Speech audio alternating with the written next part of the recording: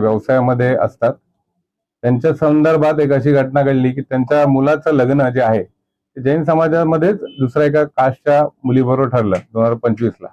तर त्याच्यामध्ये त्यांची जी ट्रस्ट आहे आणि समाजाचे जे मुख्य आहेत, ट्रस्टचं नाव आहे बिसा नरसिंहपुरा जैन समाज ट्रस्ट, मुंबईची आहे ती रजिस्टर. तर तिथले जे चेअरमन आहेत, महामंत्री जे समाजाचे मोठे मोठे लोक आहेत, त्यांनी त्या सदरच्या लग्नाला विरोध केला की तुम्ही लग्न करू नका वगैरे.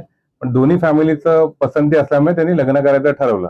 त्याच्यानंतर त्यांनी फरमान काढला की यांच्या लग्नाला कोणी जाईल तर त्यांना समाजाच्या बाहेर केलं जाईल, यांना समाजाच्या बाहेर केलं जाईल, असा फरमान काढला. त्याच्यानंतर तरी सुद्धा यांनी लग्न केलं. लग्नानंतर जे लग्नाला अटेंड केलेले जे जवळचे होते बिचारे, ज्यांना यायचं होतं, नातेवाईक होते वगैरे, त्यांनी माफी मागायला लावली आणि 11,000 रुपये 15,000 रुपये असे दंड वसूल केले त्यांच्याकडनं, कारण यांनी यांच्या समाजाच्या विरोधात जाऊन मुलाचं लग्न केलं. तर हे जे सर्व प्रकरण आहे याच्या आधी पण हे बऱ्याच या लोक जे आहेत, हे ट्रस्ट आहे याच्यामधले जे ट्रस्टी आहेत, जे मुख्य आता बसलेले आहेत, या लोकांनी बऱ्याच लोकांबरोबर असं सोशल बायकॉटिंग केलेलं आहे. आणि सोशल बायकॉटिंग ऍक्ट जो आहे, महाराष्ट्र सोशल बायकॉट ऍक्ट 2016, याच्याप्रमाणे हा गुन्हा होतो. त्याला 3 वर्षाची शिक्षा आहे आणि दखलपात्र गुन्हा आहे. तर सदरची याची कल्पना यांना नसल्यामुळे यांना माहित नव्हतं काय करायचं. हे माझ्याकडे आले, त्याच्यानंतर आम्ही सदरची कंप्लेंट जी आहे, आयपीसीची कलम एक्सटॉर्शन आणि धमक्या दिलेल्या आहेत यांना त्या संदर्भात, प्लस सोशल बायकॉट ऍक्ट 2016 प्रमाणे जी 3 वर्ष शिक्षा आहे त्याच्यामध्ये आम्ही गुन्हा दाखल करण्यासाठी नौपाडा पोलीस स्टेशनला तक्रार केली. परंतु नौपाडा पोलीस स्टेशनने अजूनपर्यंत या सदर प्रकरणाची FIR केलेली नाही आणि त्या लोकांनाही बोलवलं नाही, यांनाही बोलवलं नाही जबाब घेण्यासाठी. याच्यावरून त्यांच्यावरही काही प्रेशर दिसते आणि ते अशा एक प्रकारे सोशल बायकॉटिंगला नौपाडा पोलीस स्टेशनचे जे कोण आयोजक एक प्रकारे मदत करतात असा फिर्यादीचा आरोप आहे याच्यामध्ये. नौपाडा PSI त्यांच्याकडे तपास आहे. नौपाडा पोलीस विचारणं होतं. हा, नाव कोण होते? सिनियर तिथे महाजन साहेब म्हणून आहेत, हे गेलेले. आणि IO PSI कोणतरी होते ना, त्यांचं नाव नाही लक्षात त्यांचं. सोशल बायकॉटिंग केलेलं आहे, कोणती समाज आहे आणि कोणी बायकॉट केलं? हा जैन समाज आहे. जैन समाज पुढारलेला आहे, व्यावसायिक, आपण सर्व गोष्टी मान्य करतो. पण मुंबईमध्ये असताना अशा प्रकारच्या ज्या गोष्टी घडतात, एखाद्या फॅमिलीने लग्न करायचं ठरवलं त्यांच्या इच्छेप्रमाणे, तर त्याला विरोध करणं एकतर त्यांचं जे अधिकार आहेत कॉन्स्टिट्यूशन संविधानाने दिलेले त्याच्यावरच मुख्यपणे घाला आहे. आणि समाजाच्या ताकदीचा असा गैरवापर करणं आणि हे जे आहे, हे ट्रस्ट आहे, हे सगळे जे पैसे जमा करतात हे समाजाकडूनच देतात, यांच्यासारखीच लोक देतात, त्यांच्यावर त्याचाच बळाचा वापर करणं आणि प्लस त्यांना एक्सटॉर्शन म्हणजे धमक्या दिलेल्या आहेत यांच्या नातेवाईकांना, जे लग्न अटेंड केलेत यांच्यासोबत यांना बंदी घातली, कुठल्याही कार्यक्रमाला यांना बोलवलं नाही. त्याप्रमाणे कुठलेही जी लग्न आहेत समाजाची, नातेवाईकांची वगैरे, बिचारांना जाता नाही आलं त्याच्यामुळे घाबरून, कारण का त्यांनाही दंड लागेल आणि यांनाही हे फाईन लागेल म्हणून. नवरा आणि मुलगी दोन्ही सुद्धा एकाच जातीचे आहेत, जैन समाजाचे आहेत, म्हणजे हा खेळ कशाला? जैन समाजाचे आहेत पण त्याच्यामध्ये सुद्धा वेगवेगळे पार्ट आहेत, याची माहिती हे देते. एक श्वेतांबर जैन है, मुलगी श्वेतांबर जैन है और हम दिगंबर जैन, दोनों की सहमति से, दोनों परिवार की सहमति से ही शादी हुआ है.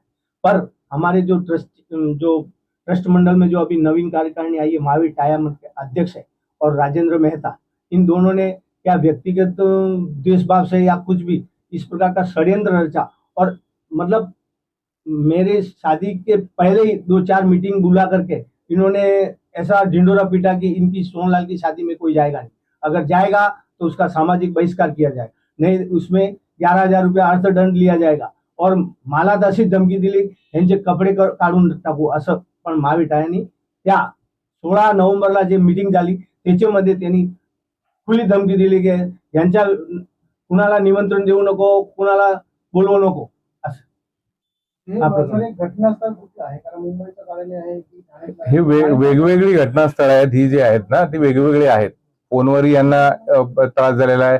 नौपाडा जिथे घरी राहतात तिथे कोणी येत नाही त्यांच्या घरी. आता समाजाने पूर्ण जे मीटिंग झाल्यात ते मुंबईला झाल्यात, म्हणजे जे समाजाच्या मीटिंग होतात त्या ट्रस्टचा जे हॉल आहे तिथे होतात, तिथे मीटिंग झाल्यात. काही आमच्याकडे व्हॉट्सअप, आता मी ओपन करतो कारण आम्हाला ते नव्हतं, कारण अजून एव्हिडन्स मिळू शकतात म्हणून. आमच्याकडे काही व्हॉट्सअप चॅट्स आहेत, काही कॉल रेकॉर्डिंग्स आहेत, ज्याच्यावर त्यांनी स्पष्ट सांगितलेलं आहे की यांना जे आहे ते समाजात घ्यायचं नाही, समाजाच्या कार्यक्रमाला कुठल्याही प्रकारे त्यांना बोलवायचं नाही, असं आहे. पोलीस तक्रार घेतली तुमचा पुढचं भूमिका काय?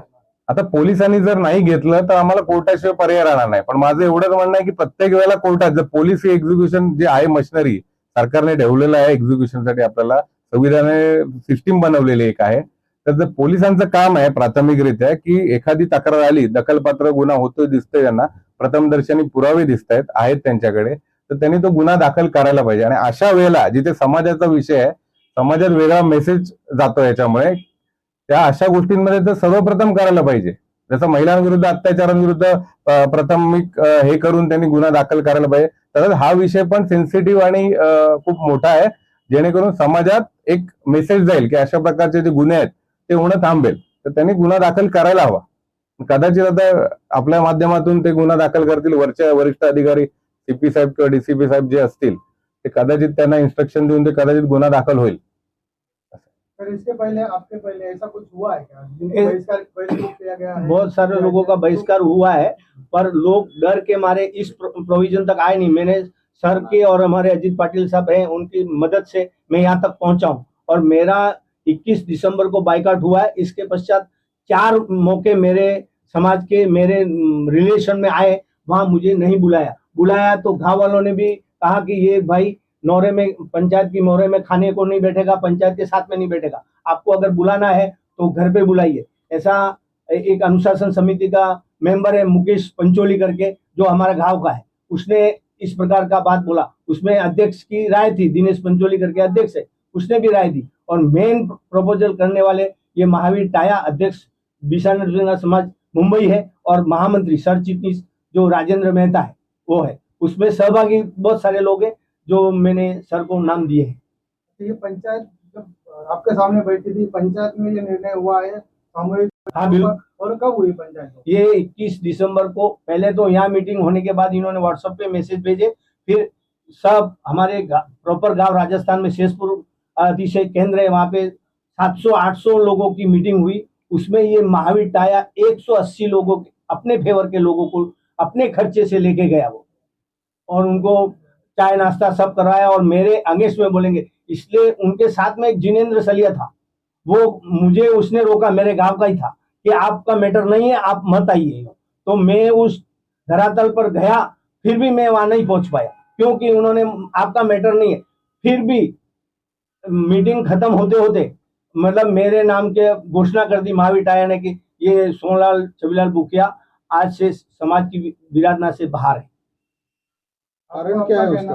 कारण यही, कारण तो बताया ही नहीं, कि बस मेरा यही है कि मैंने श्वेतांबरी बच्ची से मेरे बच्ची का विवाह कराया.